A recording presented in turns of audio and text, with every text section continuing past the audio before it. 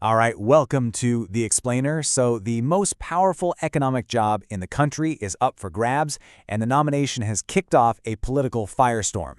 And let me tell you, this isn't just about one person, it's a battle for the very future of the Federal Reserve, and it could totally change how our entire economy is run. So, where'd this all kick off? Right here, with this social media post. With this one endorsement, President Trump didn't just name who he wants to replace the current chair, Jerome Powell, he basically set the stage for a massive confirmation battle. And yeah, it has huge implications for all of our wallets. So who is Kevin Warsh, the man at the center of this whole storm? I mean, just look at his resume. It's basically a tour through the absolute highest levels of finance and government. Now, Warsh is no stranger to the lovers of power. You can see his path as a straight shot from Wall Street working at Morgan Stanley, then right into the White House's National Economic Council, and after that, he lands a 5-year term on the Federal Reserve's own Board of Governors. The bottom line, he knows this world inside and out. And look, Warsh has been super clear about where he stands on all this. He's actually gone on record supporting the president for pushing the Fed to cut rates. He argues the bank's credibility problems are with its current leaders. So his view lines up perfectly with what the president wants, lower interest rates. Okay, so the nomination now heads to the Senate, and this is where it gets really interesting. It's shaping up to be a confirmation battle built on a very strange alliance. And this is where it gets just wild. We're looking at a potential bipartisan blockade here. From the left, you've got Senator Elizabeth Warren questioning his independence, even calling it a loyalty test. But then over on the right, you have Senator Thom Tillis, who's vowing to oppose any nominee until a whole separate investigation is finished.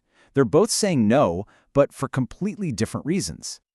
But you gotta understand, this whole confirmation fight, it's about so much more than just one guy. It's really the latest chapter in a much bigger battle over a core idea, the independence of the Federal Reserve itself. Which, of course, brings us to the big, fundamental question that everyone's asking now. Is that traditional wall that's supposed to separate politics from our money, is it about to come crumbling down? Now, this nomination, it doesn't exist in a vacuum, not at all. It comes after a whole pattern of escalating pressure on the Fed's independence.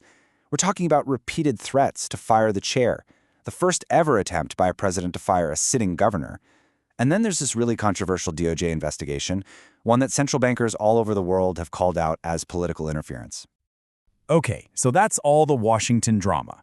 But what does it actually mean for you, for your wallet? Let's connect the dots here, from the political fight to the real-world impact on the economy. So, in the short term, the impact might actually be, pretty minimal. According to Chen Zhao over at Redfin, the markets probably aren't going to be rattled by just the nomination itself. And that means things like mortgage rates, they should hold steady, at least for now. But yeah, the long-term picture, that's way more complicated.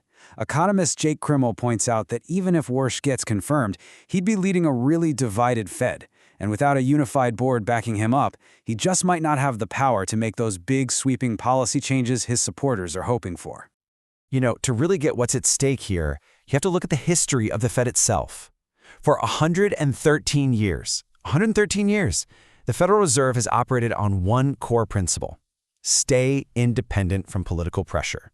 And for just as long, that independence has been seen as the bedrock of America's economic stability. So when the current Fed chair, Jerome Powell, was asked what advice he'd give to whoever takes his job next, his answer was incredibly simple: stay out of elected politics. And that leaves us with the one central question, doesn't it? The idea of an independent Fed is crystal clear.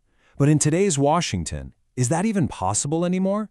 Honestly, the answer to that question is going to shape the future of our economic stability.